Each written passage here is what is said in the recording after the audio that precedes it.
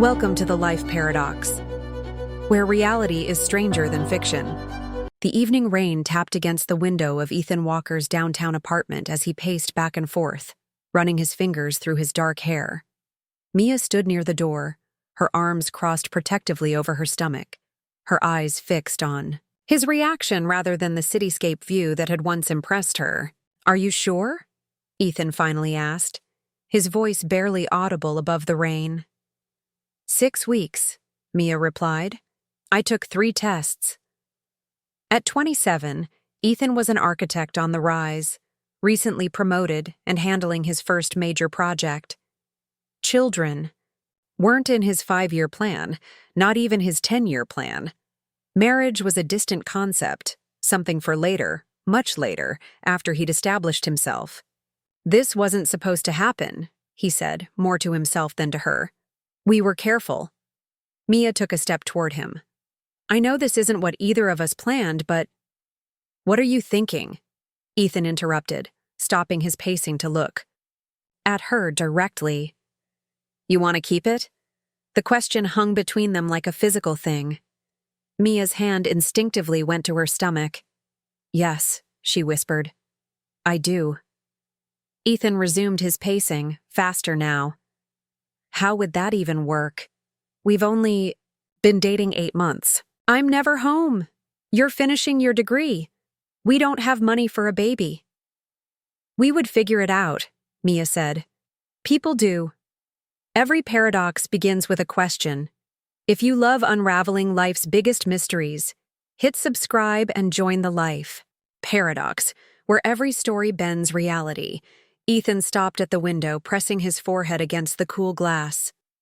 The city lights blurred through the rain-streaked window, mirroring his fractured thoughts. "I can't do this," he said finally, turning to face her. "I'm sorry, but I can't." Mia's eyes widened. "What are you saying?" "I'm not ready to be a father. I never planned for this."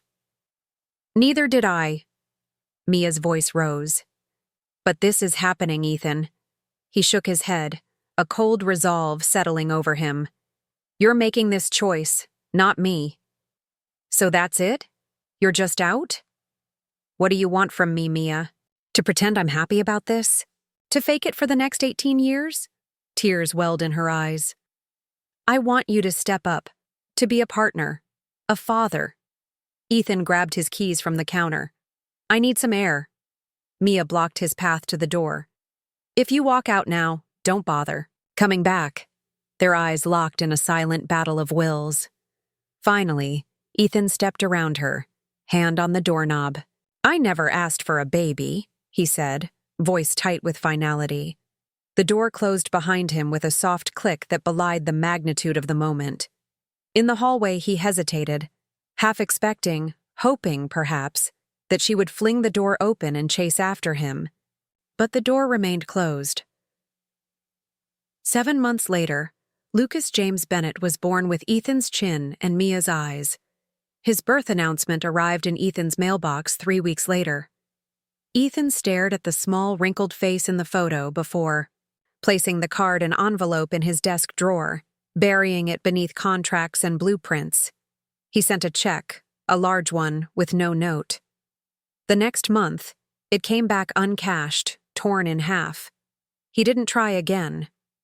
The glass walls of Ethan's corner office offered a panoramic view of the city he was helping to shape. At 32, he had everything he'd ever wanted professionally. His name was becoming known in architectural circles. His designs were winning awards, and the firm was considering him for partner. By every measurable standard, walking away 5 years ago had been the right decision. Yet lately, in the quiet moments between meetings and during sleepless nights, thoughts of what might have been crept in like uninvited guests. The Henderson. "Clients loved the revised plans," his assistant said, placing a coffee on his desk. "They want to move forward immediately." Ethan nodded absently, his attention caught by a young boy and his father walking past his building. The man was pointing upward, explaining something, while the child gazed with wonder at the skyscrapers. "Ethan, did you hear me?" "Sorry, Grace. Yes, that's great news." He turned back to his computer. Set up the contracts. Later that evening, Ethan found himself driving through his old neighborhood. He told himself it was nostalgia, but when he turned onto Maple Street, he knew he was lying to himself. He slowed as he approached the modest two-story house where Mia had moved in with her mother after Lucas was born. He'd looked up the address once, years ago, telling himself it was for tax purposes. The porch light illuminated a tricycle and a scattered array of toy trucks. A small basketball hoop stood in the driveway. Signs of a child. Signs of his child. As he watched, the front door opened, and Mia stepped out, older but still recognizable. She carried a garbage bag to the curb, then paused, looking directly at his car. Ethan ducked down, heart pounding, feeling like a criminal. When he dared to look again, she was gone. Across town, Mia tucked Lucas into bed, smoothing his dark hair, so like his father's, away from his forehead. "Mommy," Jamie said. "Everyone has a dad," Lucas said sleepily. "Where's my dad?" Mia had prepared for this moment, rehearsed answers that were honest but appropriate for a 5-year-old. Still, the question stung. "Your dad lives far away," she said, the practiced half-truth coming easily now. "Does he love me?" Mia swallowed the lump in her throat. "He doesn't know you, sweetheart, but anyone who knows you would love you." "Can I meet him someday?" "Maybe when you're older." She kissed his forehead. "Now sleep tight." Downstairs, Mia's mother, Ellen, looked up from her knitting. "The dad question again?" Mia nodded, collapsing onto the couch.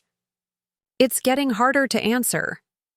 "You're doing wonderfully with him," Ellen said, reaching over to squeeze her daughter's hand.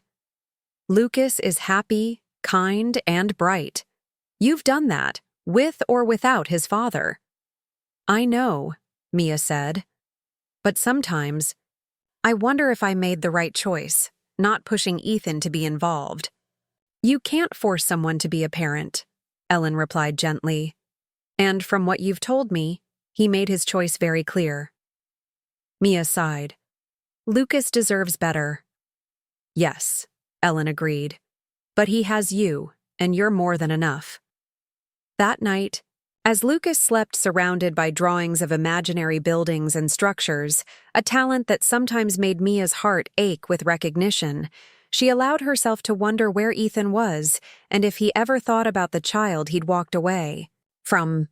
"Why don't I have a dad like everyone else?" Lucas's question hung in the air between them as Mia drove home from school. 7 years old now, his questions were becoming more pointed, more difficult to deflect with vague answers about fathers, living far away. "Not everyone has a dad at home," Mia replied carefully. "Remember Jenny in your class? She has 2 moms." "But she knows who her dad is," Lucas insisted. "Tyler says I probably don't have a dad because he didn't want me." Mia gripped, the steering wheel tighter, anger flaring at the cruelty children could inflict so casually. "That's not true, Lucas. Your situation is complicated, but it has nothing to do with you." "Then why doesn't he visit, or call, or anything?" The pain in her son's voice broke something inside Mia. That night, after Lucas was asleep, she made a decision she'd been avoiding for years. She found the business card she'd kept, just in case, and dialed the number for Ethan's parents. The Walker family home was quiet when the phone rang. Barbara Walker answered, expecting a call from her. "Garden Club," not the voice from her son's past. "Mrs. Walker? This is Mia Bennett. I used to date your son Ethan." A long pause followed.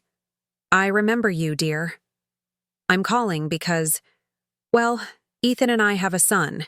His name is Lucas, and he's 7 years old." The silence that followed was deafening. Finally, Barbara spoke, her voice trembling. "Ethan never told us." "I didn't think he had," Mia said softly. "I'm not calling to cause problems or ask for anything, but Lucas is asking about his father, about his family. I thought you should know you have a grandson." 2 weeks later, Barbara and George Walker sat nervously in a cafe, watching the door. When Mia entered with a small dark-haired boy, Barbara gasped audibly. The child was unmistakably their grandson. He had the Walker nose and chin, Ethan's serious expression. "Lucas," Mia said gently, "these are your father's parents, your grandparents." Lucas studied them with solemn eyes. "You're my dad's mom and dad?" Barbara nodded, tears threatening. "Yes, sweetheart, we are. Do you know where my dad is?" The directness of childhood. George cleared his throat. "He lives downtown, not too far from here, actually." "Does he know?" "About me?" The adults exchanged glances. "Yes," George said finally. "He knows." The unspoken question, "Why doesn't he want to see me then?" hung in the air, but Lucas, perhaps sensing the discomfort, changed the subject. "Do you like Legos? I'm building a skyscraper." The tension eased as Lucas pulled a photo from his pocket, showing his creation. Barbara and George exchanged knowing looks. Architectural talent apparently ran in the family. Over the following months, a secret relationship blossomed. The Walkers would meet Lucas for ice cream, take him to museums, attend his school plays.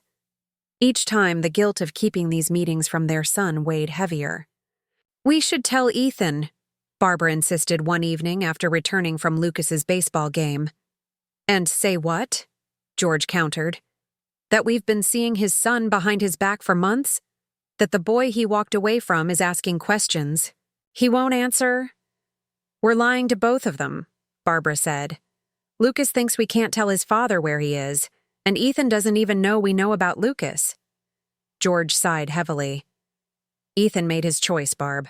He's a grown man." "A grown man who's missing his son growing up," Barbara replied, picking up a photo of Lucas from the mantel, hidden whenever Ethan visited.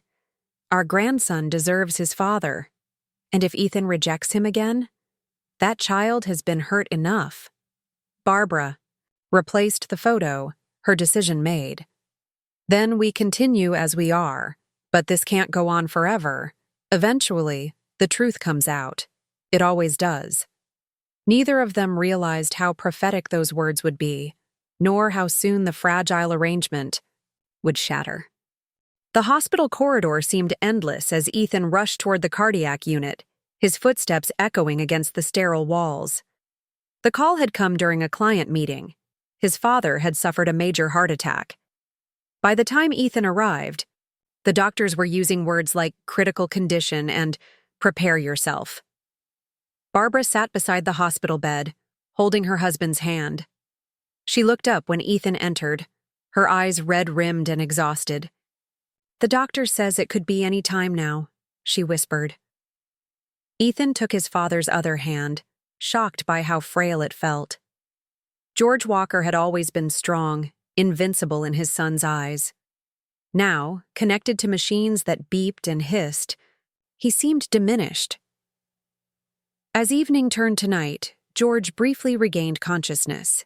His eyes found Ethan's, recognition and something else, determination, flickering across his face. "Ethan," he rasped, his voice barely audible. "There's something need to tell you." "Save your strength, Dad," Ethan urged, leaning closer. "No," George insisted, tightening his grip on Ethan's hand with surprising strength. "You have a son." The words hung in the air between them. Ethan froze, eyes darting to his mother, who looked away, confirming the truth with her silence. "His name is Lucas," George continued laboriously. "He's 7, smart as a whip, loves building things, just like you." "You've met him," Ethan whispered, disbelief coloring his voice. George nodded weakly. "Been seeing him. Almost a year now. Good boy, your boy." "Why didn't you tell me?" Ethan asked, directing the question at both parents. "You made your choice," his mother answered softly. "We didn't want to force you. But your father, he couldn't leave without you knowing." George's breathing became more labored. "Promise me, you'll see him. just once, see your son. Ethan stared at his father, emotions warring within him, betrayal, anger, fear. But looking at George, knowing these might be his final moments, he couldn't refuse. I promise, he whispered. George Walker died just before dawn, his last act a bridge between his son and the grandson he'd grown to love. 3 days after the funeral, Ethan found himself parked across from an elementary school playground, watching children spill out for recess. His mother had given him Lucas's schedule, reluctantly providing information while making him promise not to approach the boy without Mia's permission. There, Barbara said softly from the passenger seat, pointing to a dark-haired boy in a blue jacket, playing alone with what looked like building blocks in a corner of the playground. Ethan's breath caught. The child was the spitting image of himself at that age. Serious expression, focused entirely on his creation. As they watched, another boy approached, said something, and knocked over Lucas's structure. Lucas stood, hands clenched at his sides, but instead of fighting, he simply walked away and started building again elsewhere. He has your looks, Barbara said, and your talent. But he has Mia's temperament, thank goodness. The gentle teasing fell flat as Ethan continued to stare, transfixed. What have I done? He whispered, more to himself than his mother. You can still make it right, Barbara replied. It's not too late. But Ethan wasn't so sure. 8 years of absence couldn't be erased with good intentions. His father's final request haunted him, just see him once. But what then? Could he walk away a second time? Or worse, what if Lucas rejected him? The questions tormented him as he drove his mother home, as he returned to his empty condo, as he tried to sleep that night. For the first time in years, he pulled out the birth announcement he'd kept hidden in his desk drawer, studying the infant face that had now grown into the boy on the playground. In the darkest part of night, Ethan made a decision. He couldn't undo the past, but perhaps he could find a way forward, slowly, carefully, without causing more harm. The envelope arrived on the 1st of every month with no return address, just a single check inside, made out to Mia Bennett, with "For Lucas" written in the memo line. The first time it appeared, Mia nearly tore it up like she had years before. But the amount gave her pause, enough to cover Lucas's school tuition at the private academy that specialized in STEM programs, with its accelerated curriculum perfectly suited to her son's talents. Pride warred with practicality. The architectural firm where she worked as an office manager paid decently, but not enough for luxuries like private school. After a week of deliberation, she deposited the check, telling herself it was the least Ethan could do. By the 4th month, curiosity overcame her. She hired a babysitter and followed the bank's trail to an upscale coffee shop downtown, arriving just as it opened. At precisely 8:15, Ethan walked in. Older, more polished, but unmistakable. She watched him hand an envelope to the barista with instructions before leaving without ordering anything. Mia waited until he was gone before approaching the counter. "The man who was just here," she said, showing the barista a photo on her phone. "He leaves envelopes for pickup, doesn't he?" The barista hesitated. "I'm not supposed to say." "I'm Mia Bennett," she said. "The envelopes are addressed to me." Recognition dawned on the young woman's face. "Oh, yes, he's been coming in for months.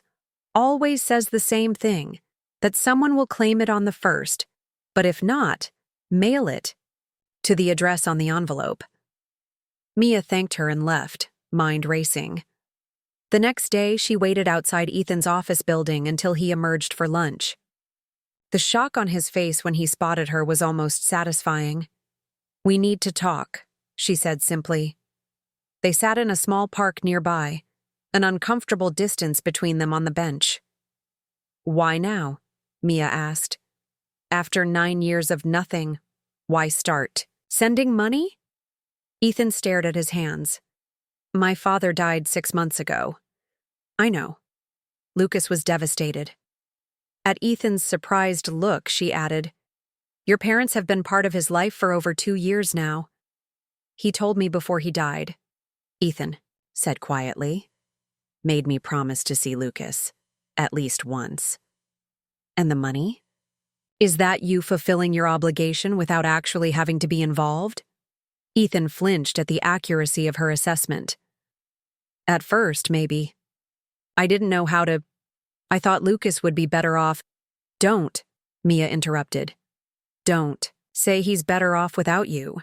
That's what cowards tell themselves." The harsh words hung between them. Finally, Ethan spoke. "I saw him building at recess. He's creating structures I couldn't have imagined at his age." Despite herself, Mia softened. "His teacher says he has extraordinary spatial awareness. He wants to design skyscrapers that can withstand earthquakes." A small smile touched Ethan's lips. "Like father, like son. He's not just your genetic legacy, Ethan. He's a person. A little boy who wonders why his father doesn't want him." So, words struck Ethan like physical blows. "I want to meet him," he said finally. "Properly, if you'll allow it." Mia studied him, looking for signs of the young man who had walked away so easily.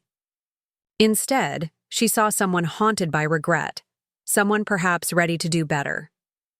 "I'll think about it," she said, standing to leave. "But understand this. If you come into his life only to disappear again, I will never forgive you." 2 weeks later, Lucas burst through the front door, waving a certificate.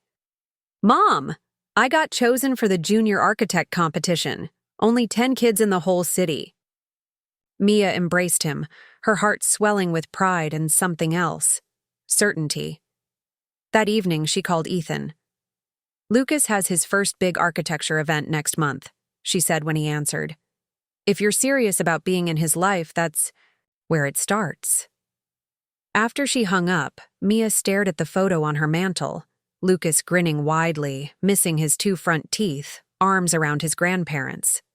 There was a space beside them, an absence she had learned to live with, but that Lucas always felt. Perhaps it was time to see if that space could be filled, not for her sake, but for her son's. Ethan arrived at the community center 30 minutes early, his heart hammering against his ribs. He'd changed clothes 3 times that morning, ridiculous as it seemed, trying to make a good first impression on his own son. Mia had been clear. This was a test run. Lucas knew only that his mother's friend would be attending his architecture workshop, a mentor who worked in the field. No mention of fathers or family connections. Those revelations would come later if Ethan proved himself trustworthy. The workshop room buzzed with activity. Children aged 8 to 12 clustered around tables strewn with building materials, parents chatting along the perimeter. Ethan spotted Lucas immediately, bent over a complex structure, his tongue caught between his teeth in concentration, exactly as Ethan did when focused. Mia appeared at his elbow. "Remember, you're just a friend today. An architect interested in mentoring." Ethan nodded, throat dry. "What if he doesn't like me?" "Then you'll have something in common with everyone else he meets," Mia replied, her attempt at humor softening the moment. "He's 9. He makes snap judgments, but he also changes his mind easily." She led him to Lucas's table. "Lucas, this is Mr. Walker, the architect I told you about." Lucas looked up, and Ethan found himself staring into eyes so like his own that, for a moment, he couldn't speak. "You design real buildings?" Lucas asked, curiosity overcoming shyness. Ethan nodded, finding his voice. "I do. The new library downtown, actually." Lucas's eyes widened. "With the glass dome? That's my favorite building ever." And just like that, the ice was broken. For the next hour, Ethan helped Lucas refine his earthquake-resistant tower design, explaining principles of structural support while marveling at the boy's intuitive understanding of balance and form. "You're a natural," Ethan said truthfully. "I didn't grasp cantilevers until college, and you're figuring them out on your own." Lucas beamed at the praise, but then his expression turned serious. My grandpa used to say that too before he died. He said I got it from my dad. Ethan glanced at Mia, who was watching from across the room. Your grandfather sounds like a wise man. He was, Lucas said, adjusting a beam on his structure. I miss him. Me too, Ethan replied softly, the shared grief creating an unexpected connection. Over the following weeks, Ethan became a regular fixture at Lucas's weekend activities, architecture workshops, baseball games, even a school science fair where Lucas's building design won first place. They developed rituals: hot chocolate after workshops, breakfast burritos before baseball, architectural trivia on car rides. Mia watched the relationship unfold with cautious optimism. Lucas bloomed under Ethan's attention, his confidence growing, his smile appearing more readily. But as Lucas became more attached, her anxiety grew. The potential for heartbreak multiplied with each shared moment. He asked if you could come to his birthday next month, Mia told Ethan after Lucas was out of earshot. He's getting attached. So am I, Ethan admitted. Are you ready for him to know the truth? Because he's starting to ask questions about why you're spending so much time with him. Ethan sat heavily on a park bench, watching Lucas at the playground with other children. What if he hates me when he finds out? That I left, that I've been gone his whole life? He might be angry, Mia acknowledged, sitting beside him. But he's wanted a father his whole life. Anger fades. Absence doesn't. The day they told Lucas the truth remained etched in Ethan's memory. The boy's initial confusion, the flicker of hurt, followed by a barrage of questions that Ethan answered, with painful honesty. Yes, he had left. Yes, he regretted it every day. No, it wasn't Lucas's fault. Yes, he wanted to be a father now, if Lucas would let him. After the questions came silence, then tears, not just from Lucas, but from all three of them, years of loss and missed opportunities washing over them. When Lucas finally launched himself into Ethan's arms, something broken inside Ethan began to heal. I want to know everything, Lucas demanded that night, sitting between his parents on Mia's couch. Every single thing about when you were little. And so began the slow process of building not just a relationship, but a family. Unconventional, fragile but growing stronger with each shared story, each new memory created to balance the years of absence. The auditorium hummed with excitement as parents and children filed in for the annual Young Architects Award ceremony. 10 years had passed since that rainy night when Ethan had uttered the words that had shaped 3 lives. I never asked for a baby. Now, sitting beside Mia in the 3rd row, program clutched in his hands, Ethan could hardly believe the path that had led him here.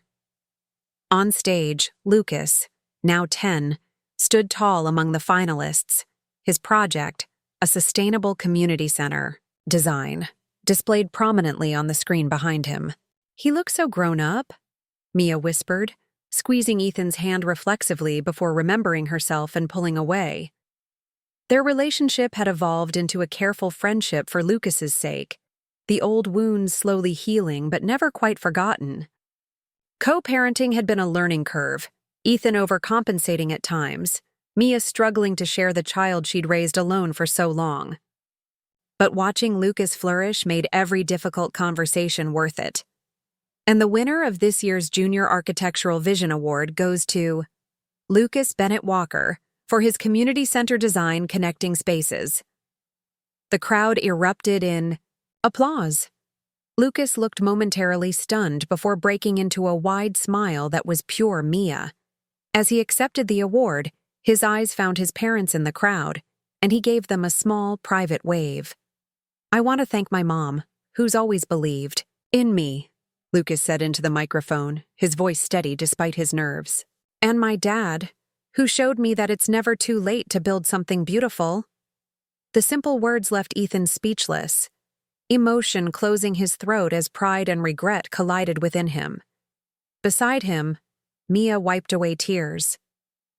After the ceremony, They found Lucas surrounded by classmates and admirers. When he spotted them, he broke away, award clutched tightly in his hands. "Did you see?" he asked, eyes shining. "They said my design could actually be built someday." "We saw," Ethan managed. Voice thick. "Lucas, I am so incredibly proud of you." Later, over celebratory ice cream, Lucas chattered excitedly about the judges' comments and the scholarship that came with the award. Funds for a summer architecture camp he'd been dreaming about. "Dad, one of the judges knew you," Lucas said between bites. "He said the talent runs in the family." The casual use of "dad," something that had taken months to feel natural, still sent a wave of gratitude through Ethan. There had been a time when he thought he'd never hear that word directed at him. As they parted ways in the parking lot, Lucas, going home with Mia, as was the custody arrangement, Ethan found himself struggling with words. "What you said in your speech," he began hesitantly. "About it never being too late." Lucas looked up at him, suddenly serious beyond his years. "I meant it. Grandpa used to say that about buildings, that even when the foundation has cracks, you can still create something strong if you know how to rebuild." Ethan swallowed hard, recognizing his father's wisdom. "He was a smart man, your grandfather." "He told me once that he knew you'd come back," Lucas said. "He said everyone makes mistakes, but good people fix them." The simplicity of the child's forgiveness humbled Ethan in ways he couldn't express. He pulled Lucas into a tight hug, memorizing the moment, the smell of his son's hair, the solid weight of him, alive and real and somehow, miraculously, his. Over Lucas's shoulder, he caught Mia's eye. Something passed between them. Not romance rekindled, but a shared acknowledgement of the journey they'd taken, the broken pieces they'd salvaged to create something new.